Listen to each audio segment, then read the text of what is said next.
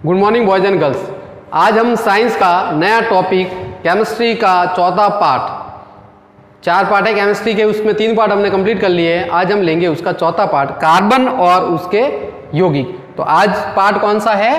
8वां part है, carbon और उसके यौगिक। कार्बन और उसके यौगिक।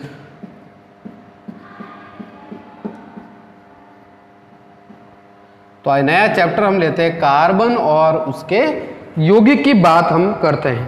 कार्बन और उसके यौगिक या कार्बन एवं उसके यौगिक, जो भी है पार्ट का नाम है कार्बन एवं उसके यौगिक।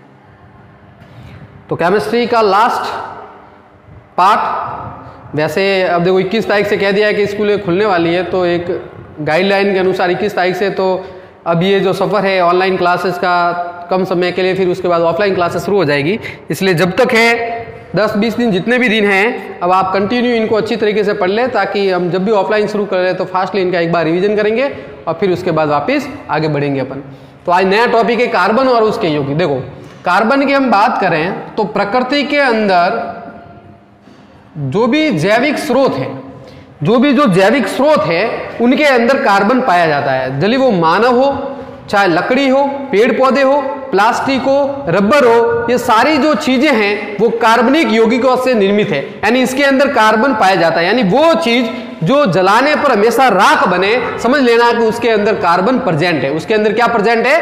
कार्बन। तो प्रकृति की प्रत्येक चीज के अंदर ज्यादातर चीजें जिसके अंदर कार्बन जो होता है वो प्रेजेंट होता है। कौन कौन से? जैसे मैंने कह दिया मानव है तो वो भी एक कार्बन से बना हुआ है, क्योंकि जलने के बाद उसकी राख बचती है। तो वो प्रत्येक चीज जिसकी राख होती है वो क्या होगा? कार्बन होगा। कौन सा? प्लास्टिक ले लो, लकड़ी ले लो, रबर ले लो, ये सारी जो चीजें हैं, स्टूल है, टेबल है, ये सारे जो है वो क्या है? कार्बनिक है। लकड़ी के आइटम्स है, फर्नीचर है, सारे जो है वो कार्बन से निर्मित हैं। और कार्बन से बनने वाले यौगिक को हम कहते हैं कार्बनिक यौगिक। और इसको जिस रसायन के अंदर हम पढ़ते हैं उसे हम कहते हैं कार्बनिक रसायन। तो कार्बन का जिसके अंदर अध्ययन किया जाता है, इस कार्बन का जिसके अंदर अध्ययन किया जाता है, उस ब्रांच को हम क्या कहते हैं? कार्बनिक रसायन। क्या कहते हैं? कार्बनिक रसायन, या फिर हम कहते हैं ऑर्गेनिक केमिस्ट्री। जिसके अंदर कार्बन के जो यौगिक है उनका अध्ययन किया जाता है। यानी विशेष तौर पे किसका अध्ययन? कार्बन और उनके यौगिकों का अध्ययन किया जाता है। उस ब्रांच को हम क्या कहते हैं? कार्बनिक रसायन किया जाता है। तो जीवधारी जो भी स्रोत है, जो जीवधारी है, जिसके अंदर जैविक क्रियाएं होती है, उन सब के अंदर क्या पाया जाता है? कार्बन पाया जाता है। क्या पाया जाता है? कार्बन पाया जाता है। अब इस कार्बन के बारे में हम आगे और जानते हैं, फिर इस कार्बन की विशेषताओं के बारे में हम पढ़ेंगे। उससे पहले हम देखते हैं कि कार्बनिक रसायन का मतलब कार्बनिक यौगिकों का अध्ययन करने वाली जो ब्रांच है उसे हम क्या कहेंगे? कार्बनिक रसायन कहेंगे। तो जीवधारी के प्रत्येक स्रोत, जीवधारी स्रोत जो होते हैं, जैविक स्रोत होते हैं, उन सब के अंदर कार्बन प्रेजेंट होता है। अब इस कार्बन को कैसे बनाया और क्या क्या इसके बारे में मत दिए गए, उनको हम सबसे पहले 1 बाय 1 बढ़ते हैं। तो देखो सबसे पहले जो है कार्बन के बारे में, सबसे पहले कार्बनिक के बारे में सबसे पहले क्या कहा? ब्रिजिलियस। इसने क्या दिया? जैव शक्ति सिद्धांत दिया। सबसे पहले एक सिद्धांत आया जिसे हम कहते हैं जैव शक्ति सिद्धांत। क्या कहते हैं? जैव शक्ति सिद्धांत। सबसे पहले जो एक सिद्धांत दिया गया इस कार्बन की थ्योरी के बारे में, वो दिया गया जैव शक्ति सिद्धांत। किसने दिया? ये दिया ब्रिजिलियस ने। किसने दिया? ब्रिजिलियस ने ये दिया। ब्रिजिलियस ने ब्रिजिलियस ने कब दिया? ये दिया 1815 में। कब दिया? ब्रिजिलियस ने दिया। और कब दिया? 1815 में। तो ब्रिजिलियस ने सबसे पहले क्या दिया? 1815 में क्या दिया? जैव शक्ति सिद्धांत। इसने क्या कहा कि कार्बन का जो निर्माण है या कार्बनिक यौगिक का निर्माण है वो जैविक स्रोतों से ही संभव है। कि कार्बन का निर्माण सिर्फ किससे है? जैविक स्रोत। यानी जैविक स्रोत जो है उससे ही कार्बन का निर्माण संभव है। कि जो जैविक स्रोत है जिसके अंदर जीव के गुण हैं, आई बात समझ में? तो उनसे ही कार्बन का निर्माण हो सकता है। दूसरे किसी से प्रयोगशाला में करो या कृत्रिम विधि से करो या किसी तरीके से इनको संश्लेषित नहीं किया जा सकता। इसका निर्माण सिर्फ जैविक स्रोतों से ही हो सकता है। ये किसने कहा? ब्रिजिलियस ने। इसलिए इस सिद्धांत का नाम क्या पड़ा? जैव शक्ति सिद्धांत। कि कार्बन और उसके यौगिकों का जो निर्माण है वो सिर्फ किससे संभव है? जैविक स्रोतों से संभव है। यानी जैविक स्रोत है, जैसे भाई लकड़ी है, ये है, जो जैविक स्रोत हैं जिसमें जैविक गुण हो, उनके आधार पे ही कार्बन का निर्माण हो सकता है। कार्बनिक यौगिकों का निर्माण जैविक स्रोतों से ही संभव है। इन्हें आप प्रयोगशाला में नहीं बना सकते, इन्हें हम कृत्रिम विधि से इनका निर्माण नहीं कर सकते। सिर्फ जैविक स्रोत के आधार पे ही आप इनका निर्माण। तो इस सिद्धांत को क्या किया गया? जैव शक्ति सिद्धांत कहा गया। तो आपको ध्यान रखना कि जैव शक्ति सिद्धांत किसने दिया? तो क्या कहेंगे? ब्रिजिलियस ने दिया। कब दिया? 1815 में। क्या कहा इसने कहा कि कार्बन और उसके यौगिकों का जो निर्माण है वो जैविक स्रोत से ही संभव है। यानी जैविक जो जीवधारी स्रोत है जिसके अंदर जीवन यापन करने की क्षमता है, उनके द्वारा ही हम इसका निर्माण कर सकते हैं। बाकी पदार्थ प्रयोगशालाओं में संश्लेषित तरीके से कृत्रिम रूप से इसका निर्माण संभव नहीं है। इस कारण से इस सिद्धांत का नाम पड़ा जैव शक्ति सिद्धांत, के जीवों के द्वारा ही कार्बन का यौगिकों का निर्माण हो सकता है। तो ये किसने दिया? ब्रिजिलियस ने दिया। कब दिया? 1815 में। कि जैवधारी स्रोत या जैविक स्रोत से ही कार्बन का निर्माण संभव है। प्रयोगशालाओं में कृत्रिम विधि से संश्लेषित रूप से इसको हम नहीं बना सकते। लेकिन फिर जैसे इसने जैव शक्ति सिद्धांत दिया, उसके बाद कौन आया? 1828 में। 1828 के 13 साल बाद कौन आया? एक आया वोहलर। कौन आया? वोहलर आया। 1828 में कौन आया? वोहलर आया। इस वोहलर ने प्रयोगशाला में कार्बन बना दिया। इसने तो क्या कहा था ब्रिजिलियस ने? कि प्रयोगशालाओं में कार्बन का निर्माण संभव नहीं है, लेकिन इसने प्रयोगशालाओं में कार्बन का निर्माण संभव कर दिया। 1828 में इसने कार्बन का निर्माण क्या कर दिया? अब इसने क्या कर दिया? प्रयोगशालाओं में कार्बन का निर्माण कर दिया। किसका निर्माण कर दिया? कार्बन का। प्रयोगशालाओं के अंदर इस वोहलर ने कार्बन का निर्माण कर दिया। तो इस जैव शक्ति सिद्धांत का इसने खंडन कर दिया। क्योंकि इसने क्या कहा था? इस ब्रिजिलियस ने, यहां से ब्रिजिलियस ने क्या कहा था?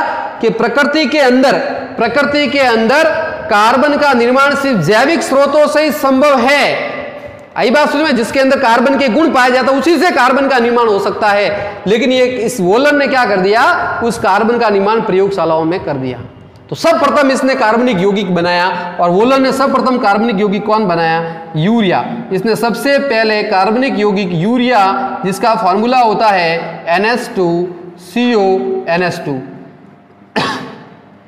क्या फॉर्मूला होता है? NH2CONH2। इसके अंदर कार्बन होता है ना, ये कार्बन। तो सर्वप्रथम इसने कार्बनिक यौगिक का निर्माण इसने कर दिया।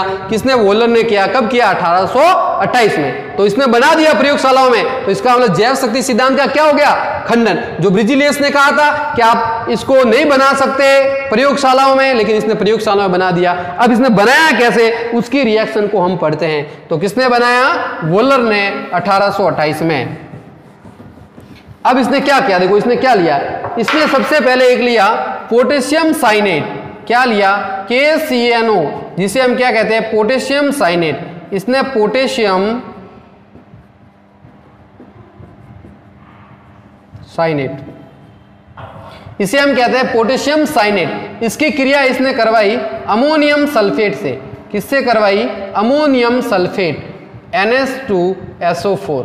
NH4 का होल ट्वाइस SO4। इसे हम क्या कहते हैं? Ammonium sulphate. Ammonium sulphate. तो वोहलर ने प्रयोगशाला में क्या लिया? पोटेशियम साइनेट और अमोनियम सल्फेट। इसकी रिएक्शन इन दोनों की करवाई और क्या बनाया इसने? देखो इसने क्या कर दिया?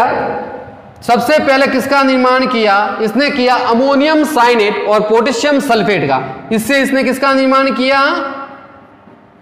Ammonium cyanate. इसे हम कहेंगे अमोनियम साइनेट। इन दोनों से किसका निर्माण किया इसने? अमोनियम साइनेट।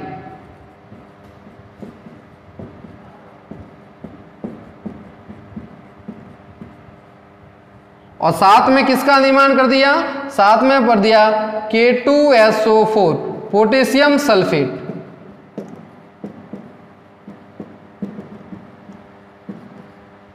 आई बात में प्रयोगशालाओं के अंदर, प्रयोगशाला में इसने पोटेशियम साइनेट को लिया, इसको पोटेशियम, इसको हम साइनेट कहेंगे, ठीक है ना, CN इसको साइनाइड कहते हैं हम, ये इसको क्या कहेंगे हम, साइनेट, और इसको कहेंगे अमोनियम सल्फेट। तो अमोनियम सल्फेट की क्रिया इसने पोटेशियम साइनेट से करवाई और क्या बनाया, ammonium cyanate plus K2SO4 potassium sulphate बनाया। आई बात समझ में। अब इस अमोनियम साइनेट को आगे और हीट किया, इसको क्या किया, अब प्रयोगशाला में लेके इस अमोनियम साइनेट को आगे इसने क्या किया, और थोड़ा गर्म किया, और थोड़ा क्या कर दिया, गर्म कर दिया, हिट कर दिया, इसको हम कहते हैं हिट करना। तो इसको थोड़ा और क्या कर लिया, हिट कर लिया, अमोनियम साइनेट को आगे थोड़ा और हिट किया, और हिट करने के बाद अंतिम उत्पाद के रूप में उसे यूरिया प्राप्त हुआ, अंतिम उत्पाद के रूप में उसे यूरिया प्राप्त हुआ। ये यूरिया प्राप्त हुआ जो प्रथम कार्बनिक पदार्थ था। ये क्या है, प्रथम कार्बनिक पदार्थ। प्रथम जो कार्बनिक पदार्थ है इसका निर्माण सर्वप्रथम प्रयोगशालाओं में करके बता दिया, किसने, वोलर ने। किसने बता दिया, वोलर ने। कब बताया, तो 1828 में। 1828 में सर्वप्रथम इसने क्या कर दिया, प्रयोगशाला में प्रथम कार्बनिक यौगिक का निर्माण, किसका, यूरिया का निर्माण इसने संभव कर दिया। और बिजलियस ने कहा था कि नहीं, प्रयोगशालाओं में इसका निर्माण संभव नहीं है, तो इसी ने प्रयोगशालाओं में पोटेशियम साइनेट और अमोनियम सल्फेट को लेके सबसे पहले अमोनियम साइनेट बनाया, अमोनियम साइनेट को और थोड़ा गर्म किया, तो किसका निर्माण हो गया, यूरिया का निर्माण हो गया। तो प्रथम कार्बनिक पदार्थ प्रयोगशाला में बनाने वाले वैज्ञानिक का नाम क्या था, वोलर। और ऐसे भी पूछते हैं, कई कॉम्पिटिशन एग्जाम में पूछते हैं कि सर्वप्रथम कौन सा कार्बनिक पदार्थ बना प्रयोगशालाओं में, तो वो क्या, कौन सा संश्लेषित किया गया, तो कौन किया गया, यूरिया।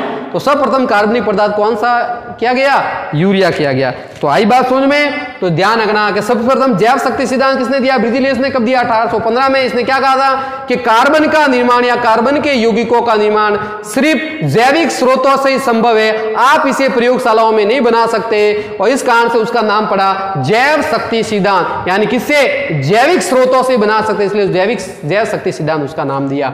लेकिन किसने, वोलर ने आके सारा एक काम ही उल्टा कर दिया। इसने प्रयोगशाला में सर्वप्रथम कार्बनिक यौगिक यूरिया का निर्माण बना दिया, यूरिया का निर्माण कर दिया। आई बात समझ में। तो इसको अच्छी तरीके से आप ध्यान रखना। अब इसके बाद जब हम आते हैं कि अब भाई इस कार्बन का निर्माण तो हो गया है, कार्बनिक यौगिक का निर्माण हो गया है, इसका मतलब प्रयोगशालाओं में भी हम कार्बनिक यौगिक का निर्माण कर सकते हैं। तो आइए हम अब आगे डिस्कस करते हैं इस कार्बन की विस्तृत बारे में, क्योंकि हमें पढ़ना है इस यौगिक में कार्बन और कार्बन के। ये हमने डिस्कस किया कि कार्बन को किस तरीके से बना सकते हैं, इसके लिए क्या मत दिए गए इसके निर्माण से पहले।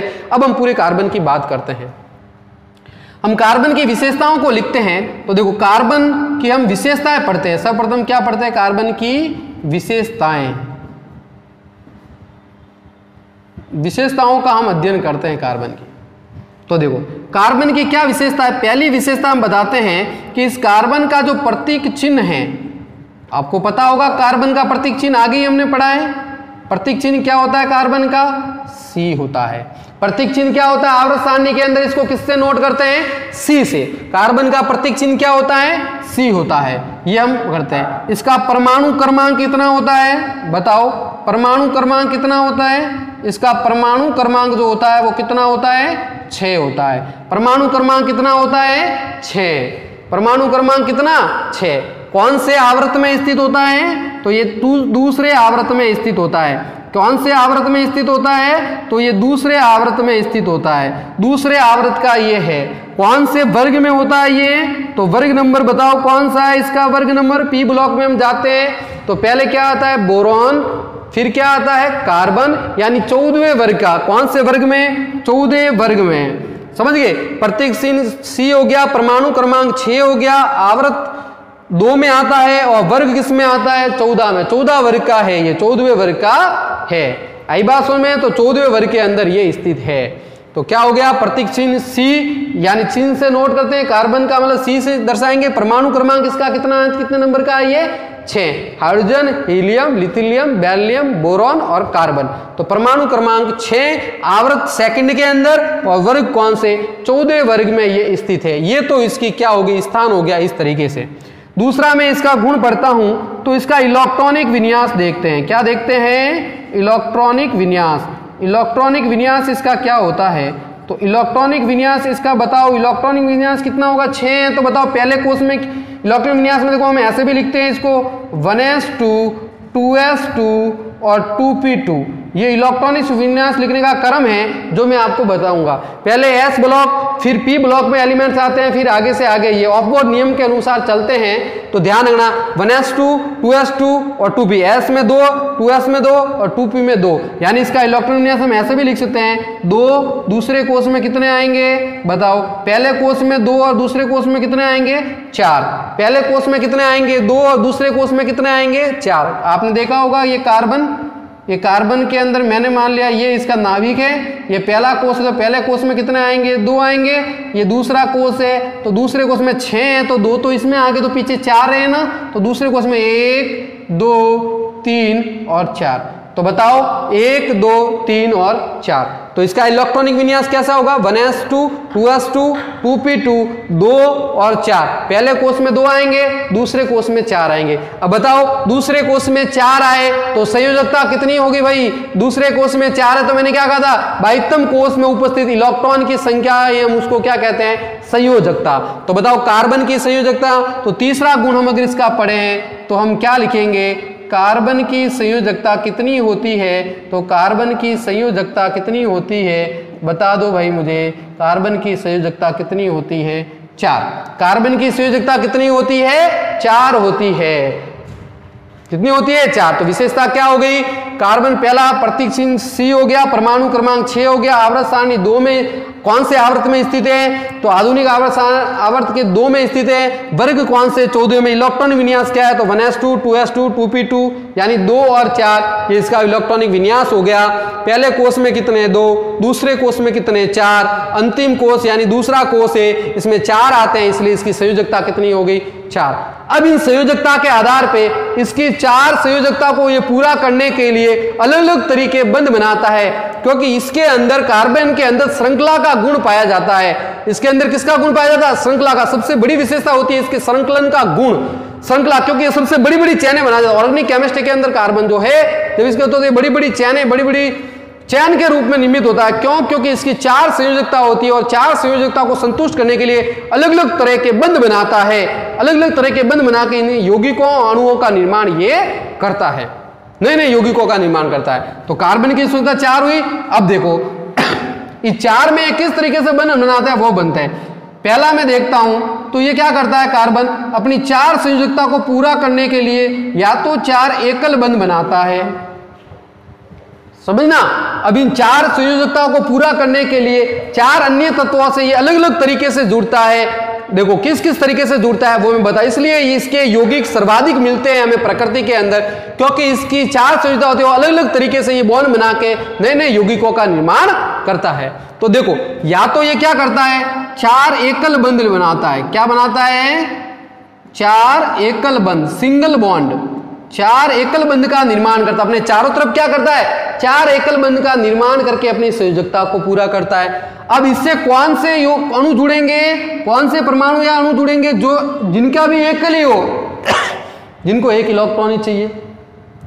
तो ये 4 हाइड्रोजन से संयोग करता है या फिर 4 क्लोरीन से संयोग कर सकता है। तो कितने बंध बनाए इसने, या तो 4 ये एकल बंध बनाएगा, एकल बनाए तो देखो यौगिक कौन सा हो गया, एक तो मैथेन हो गया, CH4 को हम क्या कहते हैं मैथेन, इस तरीके से अलग अलग तरीके से, या फिर ये 4 क्लोरीन परमाणु को भी जोड़ सकता, जिनकी संयोजकता एक होती है उन्हीं के साथ ये क्लोरीन के साथ भी जुड़ जाता है।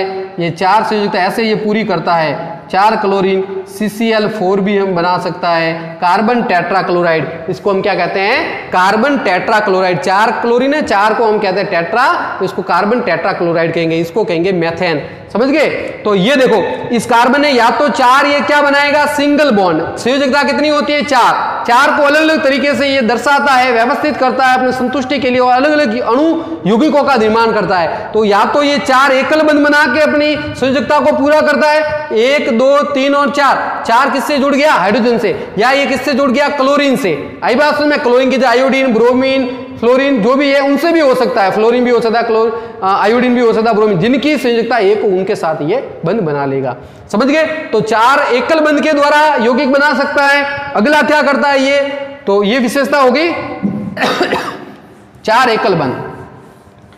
अगला ये क्या कर सकता है 4 संयोजकता को पूरा करने के लिए, देखो ध्यान देना, दूसरा ये क्या कर, ये तो एक, ये दूसरा, 4 संयोजकता को पूरा करने कार्बन क्या कर सकता है, अपने दो तरफ तो ये दो डबल सिंगल बॉन्ड बना सकता है और एक तरफ क्या बना सकता है, डबल बंद। इस तरीके से भी कर सकता है। देखो एक तो दो तो सिंगल बंद बना देगा, एक डबल बंद बना देगा, दो तो सिंगल बंद और एक क्या बना देगा, डबल बॉन्ड। ऐसा यौगिक भी होता है, तो क्या बनाएगा, दो तो एकल बंद,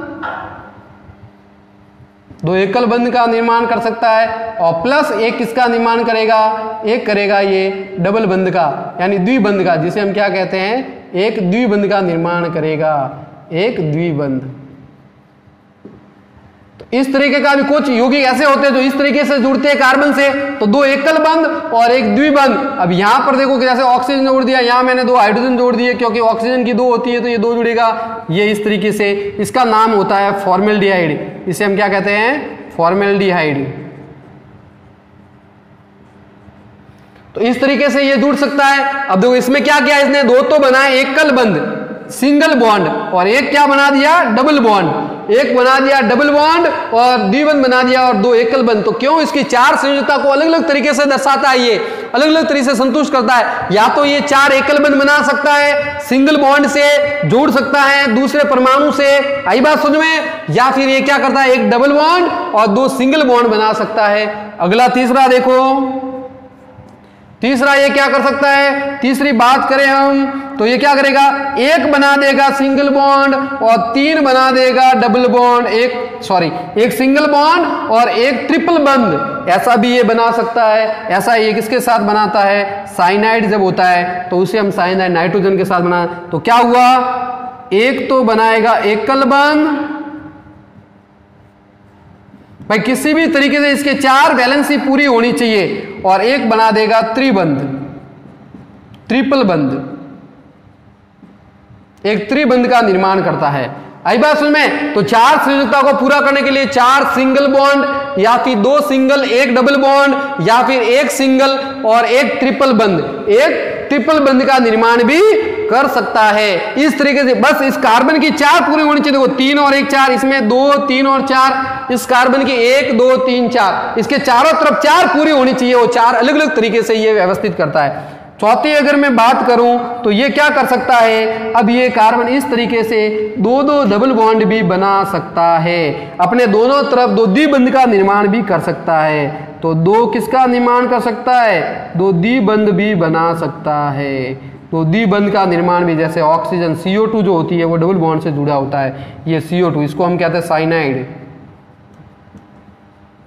इसको कहते हैं कार्बन डाइऑक्साइड, ये तो आपको पता ही है, कार्बन डाइऑक्साइड,